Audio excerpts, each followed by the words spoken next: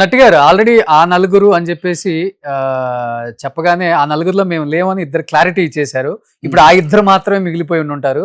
But అసలు ఆ నలుగురు ఉన్నారా? ఉంటే ఉన్నా కానీ మేము లేవని చెప్పుకుంటున్నారా? అసలు ఏంటి క్లారిటీగా? సార్ నేను ఒక మాట అంట.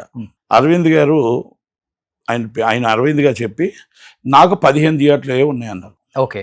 ఈస్ట్ గోదావరిలో ఎన్ని థియేటర్లు ఉన్నాయి, వెస్ట్ గోదావరిలో ఎన్ని ఉన్నాయి, కృష్ణా జిల్లా G3లో ఎన్ని ఉన్నాయి, ఇప్పుడు మీరు లిస్ట్ చూశారు. ఓకే. దాదాపు నాకు తెలిసి ఆయన గ్రూప్లో 30-35 ఉండొచ్చు. మరి ఆయన గ్రూప్ అంటే ఆయన ఓన్ కాదు కాబట్టి, అంటే వాళ్ళంతా గ్రూప్ కాబట్టి ఆ గ్రూప్లో నాకు ఇవే ఉన్నాయని చెప్పుకోవచ్చు, తప్పలేదు దాంట్లో. ఓకే. ఇప్పుడు ఆ నలుగురిలో లేను అంటే వదిలేసిన తర్వాత లేను అంటే బాగుంటుంది కానీ ఓకే. ఇప్పుడు ఉన్నాయి కదా theatres. 1 number 2 Suresh movies theatres ఉన్నాయి.